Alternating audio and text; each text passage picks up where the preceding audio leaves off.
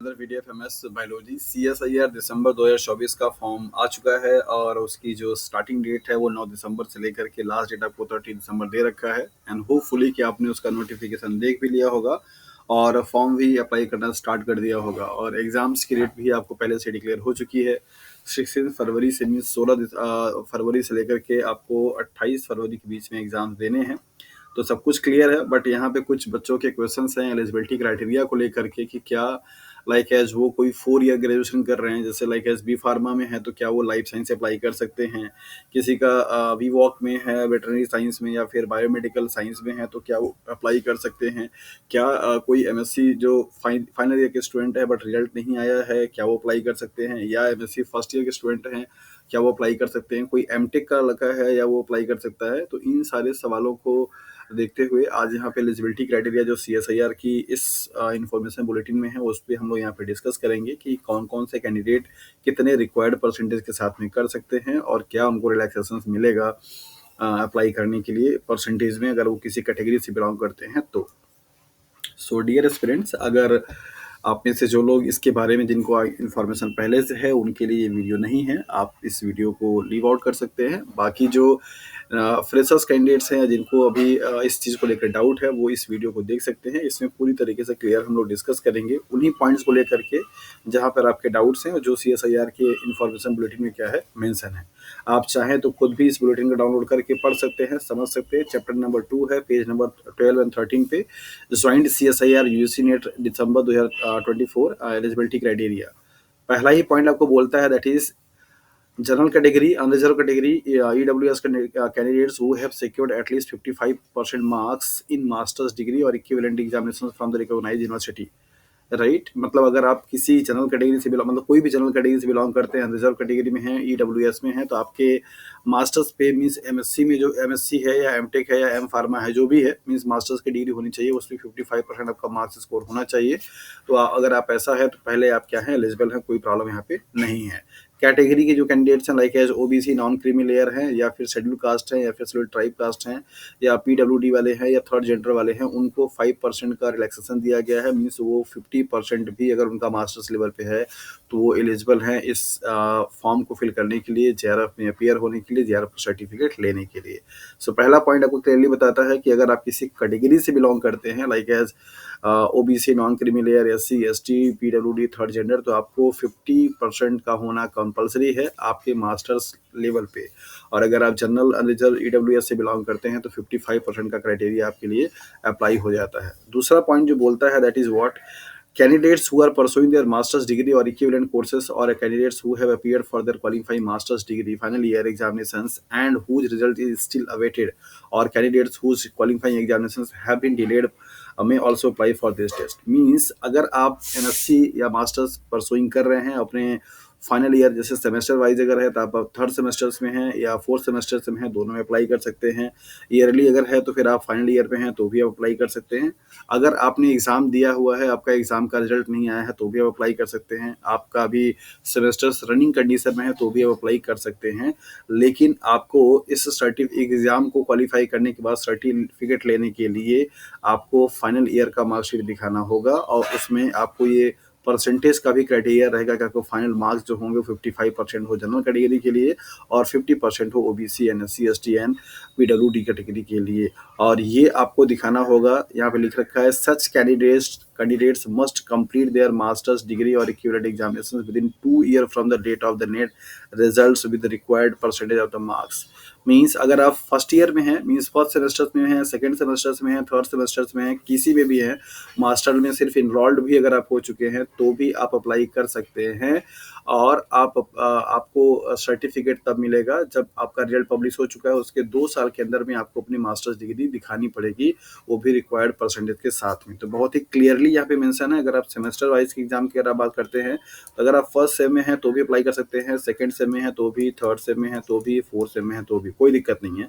First sem में अगर आप एग्जाम दे रहे हैं तो 2 साल का टाइम आपको मिलता है मास्टर्स कंप्लीट करने के लिए, इसका मतलब आप दे सकते हैं। सेकंड सेम में है, इसका मतलब फर्स्ट ईयर में है, 1 साल के अंदर में कंप्लीट हो जाएगा तो भी आप दे सकते हैं।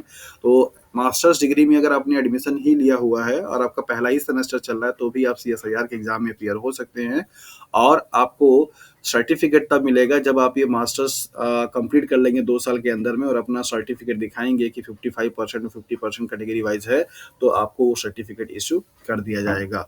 सो बहुत ही क्लियरली यहाँ पे मेंशन है। पॉइंट नंबर 3, हालाँकि यहाँ पर आपको एक स्टेटमेंट और भी दे रखा है, however those candidates who qualify for admission to PhD only must complete their masters degree और इक्विवेलेंट एग्जामिनेशन विदिन 1 ईयर। जो कैंडिडेट सिर्फ़ और सिर्फ़ पीएचडी ओनली के लिए क्वालीफाई होते हैं, जैसा कि आपको मालूम है कि सीएसआईआर का रिजल्ट 3 कैटेगरी में आता है, जेआरएफ के लिए, एलएस के लिए और पीएचडी ओनली के लिए। तो अगर आपका कैटेगरी 3 मीन्स पीएचडी ओनली में रिजल्ट अगर आपका क्वालीफाई होता है, तो फिर आपको 1 साल के अंदर में ही आपको अपनी मास्टर्स डिग्री क्या होगी, कंप्लीट करके दिखानी पड़ेगी, तब जाकर के आपको मिलेगा। इसका मतलब क्या हुआ कि पीएचडी ओनली के लिए जो लोग अप्लाई करना चाहते हैं, मान लीजिए उनका मतलब किसी भी कारण से जेआरएफ में इंटरेस्ट नहीं है, जो भी है, तो उनको थर्ड सेम में होना ज़रूरी है, क्योंकि थर्ड सेम के बाद ही आप 1 साल में कंप्लीट कर पाएँगे।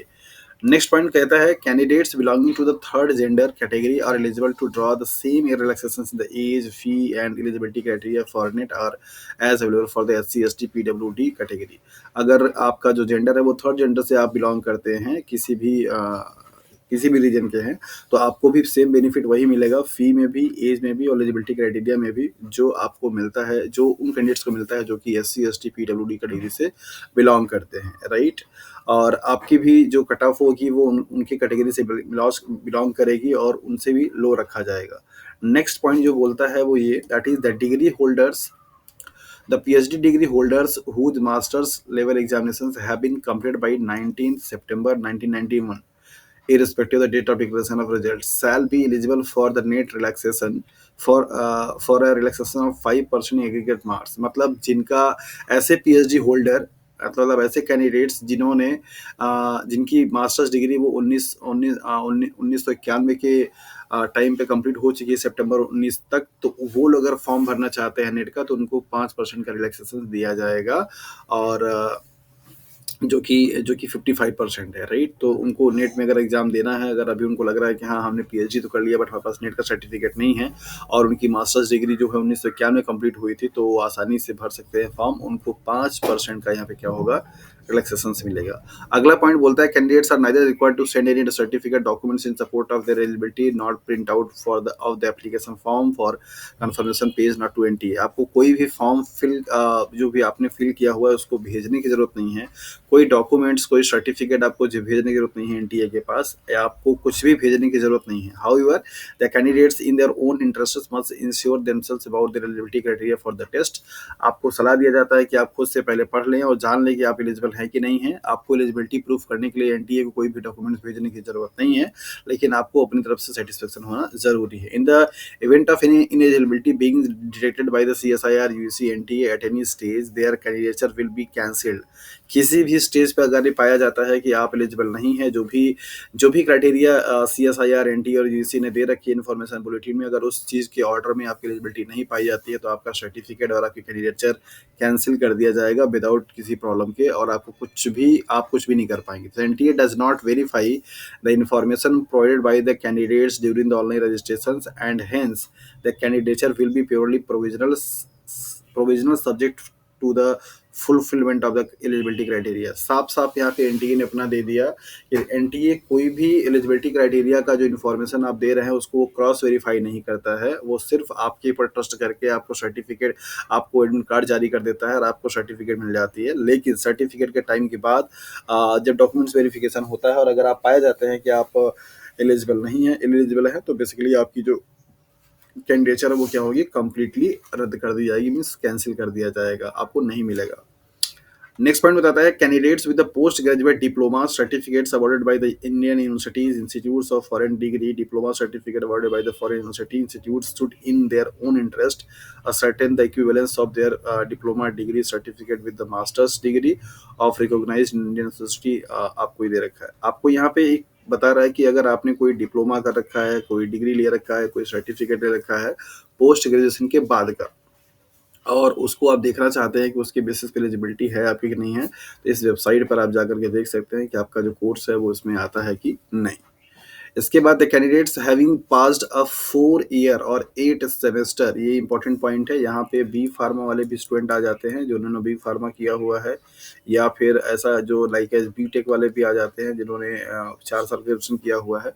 Degree programme should have a minimum 75% marks in aggregate और its equivalent grade on a point scale. आपको अगर आपने 4 साल का कोई कोर्स किया हुआ है, मीन्स आप ग्रेजुएट हैं 4 ईयर वाले में और आप लास्ट सेमेस्टर में हैं, तो बेसिकली आपको 75% मार्क्स का होना ज़रूरी है अगर आप ये फॉर्म अप्लाई करना चाहते हैं तो। अगर पास आउट है तो 75%, नहीं अगर है तो आपको ये पता होना चाहिए कि आपका 75% मार्क्स आएगा तभी आप इसके लिए एलिजिबल होंगे, अदरवाइज आप एलिजिबल नहीं किए जाएंगे। Where this grading system is allowed. A relaxation of 5% marks or its equivalent grade may be allowed to those belonging to the SC, ST, OBC, non-creamy layer, and EWS. EWS and बाकी category के लोगों के लिए 5% का relaxation है जो कि 4 year का ग्रेजुएशन कर रहे हैं, मीन्स जैसे लाइक एच बी फार्मा या बी टेक कैंडिडेट्स। तो यहाँ पे भी आपको लिंक दे रखा है, आप चाहें तो इस पर क्लिक करके देख सकते हैं कि क्या क्या चीज़ें हैं यहाँ पे। The candidates qualifying in the net based on a 4 year undergraduate degree will be eligible for the award of junior research fellowship and admission to the PhD. The candidates qualifying the net based on a 4 year undergraduate degree will not be eligible for appointment as assistant professor। बहुत ही clearly आपको यहाँ पे mention कर रखा है, important point है कि अगर कोई कैंडिडेट जो कि 4 ईयर ग्रेजुएशन के बेसिस पे एग्जाम देता है तो वो CSIR का JRF लेने के लिए भी एलिजिबल होगा, वो PhD करने के लिए भी एलिजिबल होगा, लेकिन वो असिस्टेंट प्रोफेसर के रूप में फॉर्म अप्लाई करने के लिए एलिजिबल नहीं होगा। ये पॉइंट बड़ा ही इंपॉर्टेंट है।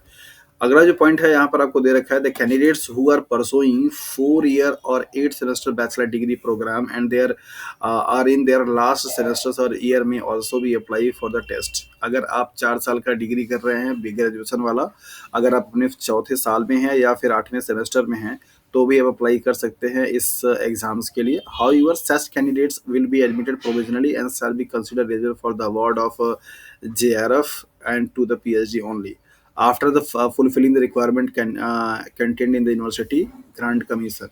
आपको एलिजिबिलिटी तो दे दिया जाएगा, लेकिन आपको देना पड़ेगा अपने उस सर्टिफिकेट को, दैट मीन्स कि जो भी आप ग्रेजुएशन कर रहे हो उसका कंप्लीट सर्टिफिकेट। और यहाँ पर आपको दे रखा है दैट इज कि 2 ईयर्स का, means 22 with in 2 year if qualified for the award, with in 1 year if qualified for the PhD only. अगर आप JRF के लिए क्वालिफाइड होते हैं तो आपको 2 साल के अंदर में अपना सर्टिफिकेट दिखाना पड़ेगा ग्रेजुएशन का, और अगर आप PhD ओनली के लिए होते हैं तो 1 साल में आपको दिखाना पड़ेगा सर्टिफिकेट।